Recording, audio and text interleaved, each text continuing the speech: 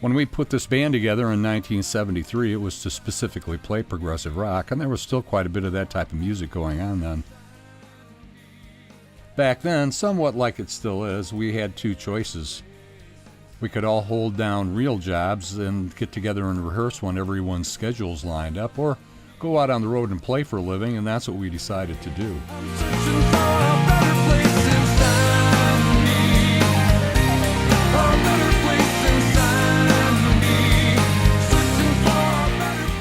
We found out quickly that living out of a suitcase while trying to play the kind of music we wanted could either make life brutal or fun, and like anything else, it is what you make it. When you're constantly around 4 or 5 musicians and several road crew people, that makes for what I'd call an interesting dynamic, which takes a little brotherly love just to keep it all together. Then when you're putting untold thousands of miles on a 2.5-ton truck and several worn-out support vehicles, that makes a perfect opportunity for, I believe it's Murphy's first law to come into play. And it did more often than I'm sure any of us would really want to recount.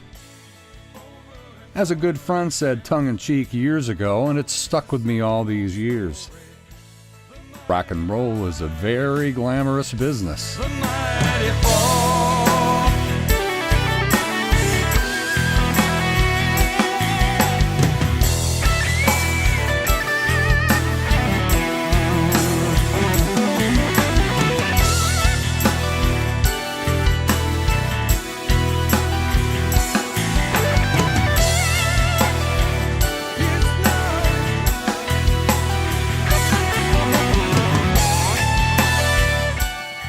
By the middle 70s, when the band hit its stride, you started to hear less and less progressive rock on the radio, and seldom heard of new bands.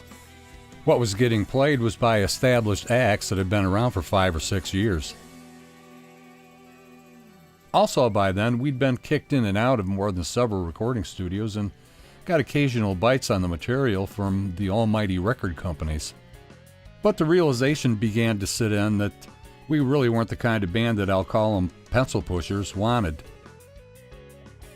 In a few short years, the record industry had turned almost completely away from album-based rock and instead now wanted hits, pop music, singles. So 1 month shy of 1980, we all moved on to greener pastures while never really accomplishing many of the things that we wanted. But now and then, life offers up a second chance.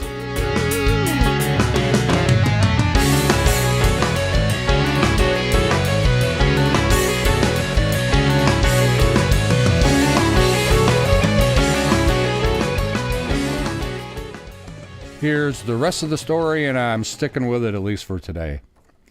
2007, 27 years after the fact, phone conversation with Straight Light keyboardist Bart Garrett, and he said something like, "I'm so bored musically, I don't know what to do with myself anymore."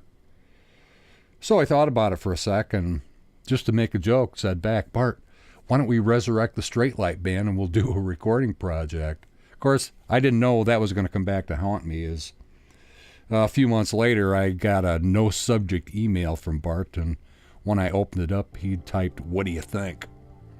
There was an MP3 attached, so I started to listen to it, and the more I heard, the more I realized that he must have thought I was serious when I mentioned resurrecting the band, and here's a new Straight Light tune he'd written.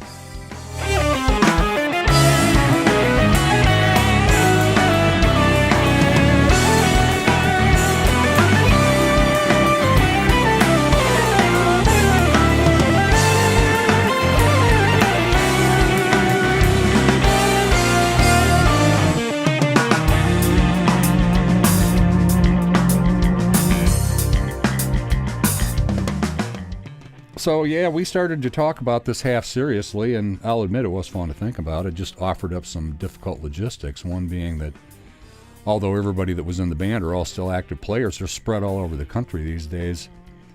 That, and we've talked about writing new songs for this, and Bart Garrett lives in Miami, Florida, and I live 1,400 miles away in Michigan.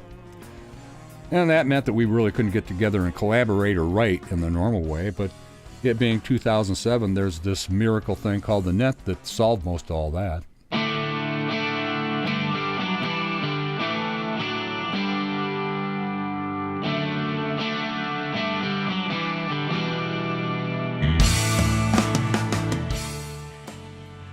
The long-distance songwriting collaboration begins. And it was a good thing we didn't have a strict time schedule, because after 3 years of writing, we barely had enough material for one CD. Part of that was due to real jobs, real lives, but also the complexity of the material. It would often take 4 to 5 months just to get one song ready to record. And that was due in part also to we were trying to interject old band ideas into the new songs. And that included some that were distant cousins of what they started out to be. The idea being that if some of these songs made it to the final CD, that people that were familiar with the band would get a kick out of hearing these old songs redone. But at the end of the day, we decided, nah, it's 30 years later, we're different people, and times have changed. I hope nobody will be disappointed. I don't think so. See, for us, the fun wasn't in going back 30 years and reliving what we tried to do back then. It was to write and record new but similar music and bring it up to date, do it the way we would do it today. Now, 3 years later, the problem is we have enough material for 2 CDs, almost 120 minutes worth. So we have to bicker like brothers to figure out what's going to make the final CD lineup. We did it, but the point is, nearly 6 years in, and we still haven't started recording yet.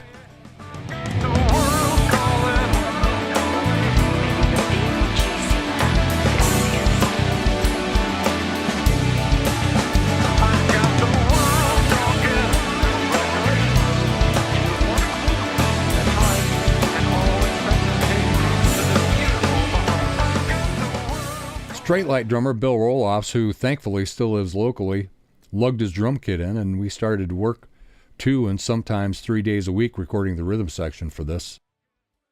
And good thing, once again, there was no strict time frame, as by week 5 I'm tapping on my watch trying to figure out why it's taking so long to get through the tracking on this. So, knowing I may have to figure out a way to motivate Bill to pick up the pace a little, I mull that over, and the first thing that pops in my mind, hot dogs. That's an essence of life item for Bill Roloffs. And indeed, he perked up when I did just that and offered him free hot dogs all the time he was in recording if he'd just try to speed things up a little. I might have to go next door and get a hot dog. We all know the old saying about hindsight, and I should have already known that where there's Bill Roloffs and free hot dogs, the guy's going to be spending far more time munching on hot dogs than doing anything else.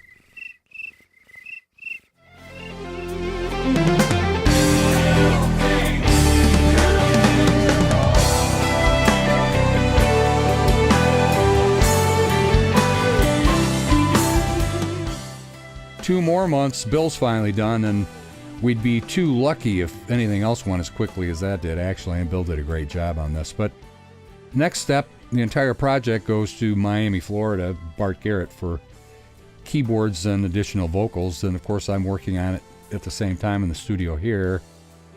Then a little later it goes to Gil Bristol in Boston for additional bass tracks, then 4 months to mix it.